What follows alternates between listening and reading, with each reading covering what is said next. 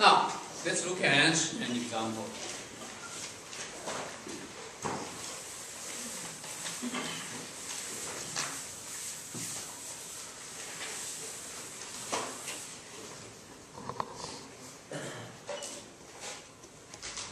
A uniform cylinder with mass m and radius r is released from rest and the height of h near the top of an inclined plane. If the cylinder rolls down the plane without slipping, okay, so that will give us some important information. That means the rolling smoothly, okay, we need this information. We want to find what is the speed of the cylinder's center of mass and the bottom of the incline. Okay?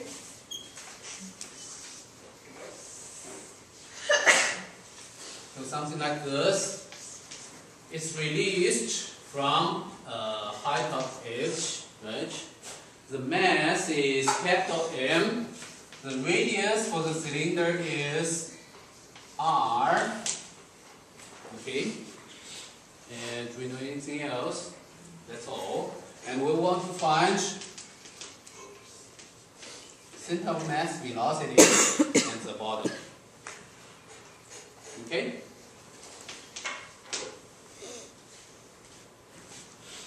By the way, is it released from rest? Yes. So, and here, the velocity is 0. Now, let's think about that. We have this kind of situation before.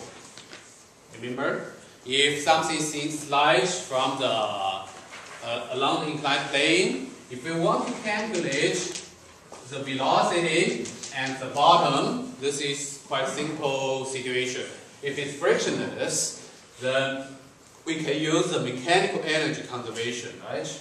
So you have K initial plus U initial equals to K final plus U final, and then you have 1/2 mv naught squared plus mg y naught equals to 1/2 mv squared plus mgy, and you can solve this equation. Of course, there are many zero terms to find the final velocity from here. Okay, this one is similar to that. But you need to think about what the difference is. If it's in rolling, then the kinetic energy will contain 2 terms instead of 1 term, right? So if you want to use the mechanical energy conservation to solve this problem, you may have K T initial plus Kr initial plus U initial equals to K T final plus Kr final plus U final, right? Okay, that's mechanical energy conservation for this object. Kt means translational kinetic energy. Kr means rotational kinetic energy. Okay? So, any question for the equation we're using here? Now, so that's the equation we're going to use. The next thing, of course, we can just follow the same procedure, try to write down every term, and of course, we need to identify all the zero terms. So, if we make the ground as our zero height, that means the final potential energy will be 0, right? Okay.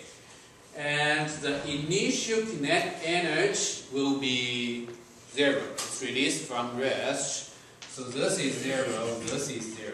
There is no initial kinetic energy. Okay? Then we have this one, this one, this one. This one, U naught, the initial potential energy, that's easy. It should be mg, the initial height, which is h, right? And equals to translational kinetic energy is 1/2 total mass multiplied by center of mass velocity squared. And the rotational kinetic energy is 1/2 IC VCOM multiplied by omega squared. Okay, so that's the equation you're going to solve. You can see to get the VCOM, it's from this term. So we need to figure out this term is given, both the mass and h is given. But we need to figure out how can we write down this term, right? Okay? Now, what is the rotational inertia about center of mass for this object? It's a cylinder. Do we know the rotational inertia for a cylinder? In fact, we do. Cylinder is just some fat disk, right? So you can use the rotational inertia for a disk to calculate the cylinder. So center of mass rotational inertia should be, for disk it's 1/2 mr squared, right? Okay, this is not a problem. And omega. So that's why we say it's a disk shape. Okay, then you can have a cylinder with a disk shape. Now, omega, how can we relate the omega to any quantity, any known or unknown quantity here?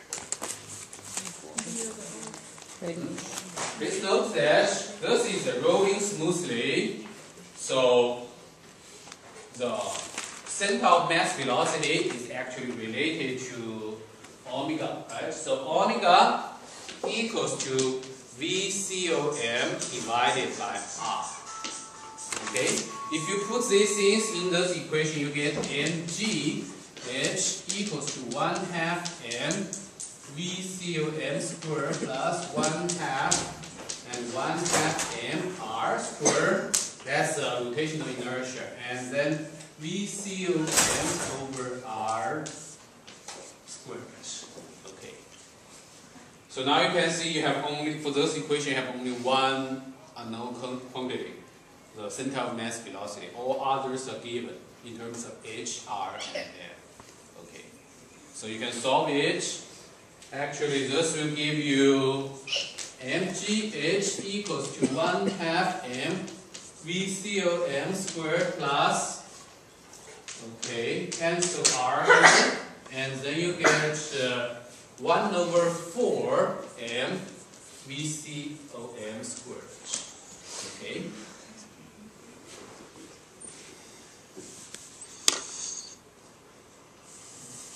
So, and then you get mgh equals to 1/2 plus 1/4, 3/4 m VCOM squared. So 4/3gh equals to this.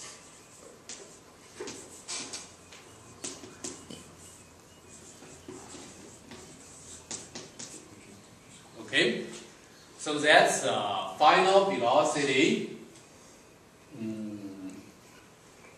for the rolling object.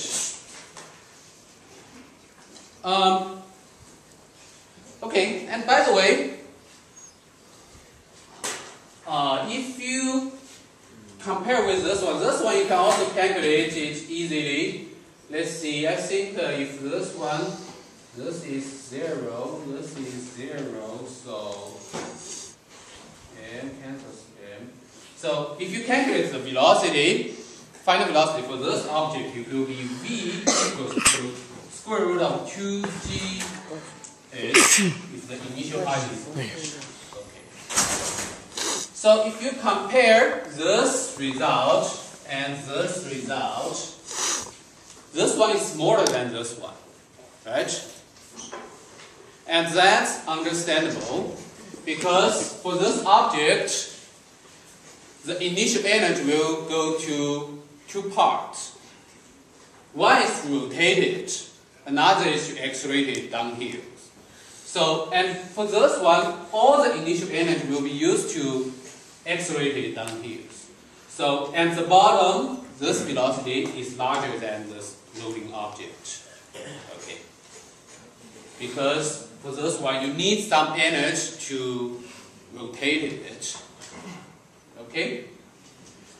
So this is related to the experiment you are going to do in this week. So if you try to release some object down hills, which one will be faster? Depends on how much energy you are going to use to rotate it. Less energy has been used to rotate the energy. You can have more energy to accelerate it, so it will go moving faster. Okay. Another thing you can see that this one has no dependence on the total mass. This one has no dependence on the total mass. Okay. That's something similarity for all these rolling down or sliding down. It has nothing to do with the total mass. Okay.